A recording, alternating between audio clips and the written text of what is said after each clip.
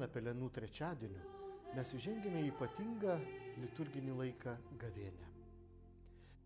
Galime daug kalbėti apie tikėjimo praktikas, apie tikėjimo gilumą, diskutuoti, bet visą mes turime išgyventi maldoje.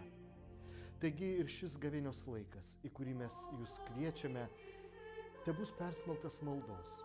Ypatingai kiekvieną gavėnios penktadienį po vakaro šventųjų mišių, kurios aukojamos 18 valandą, kviečiame jungtis į kryžiaus kelio apmąstymus, kuriuose mus lydės palaimintieji Jurgis Matulaitis, Teofilius Matulionis, šventieji Jonas Paulius II, Opus Dei įkūrėjas Jose Marija Escriva, taip pat Dievo tarnaitė Adelė Dirsytė, taip pat ir jaunimo globėjas Karolis Akutis.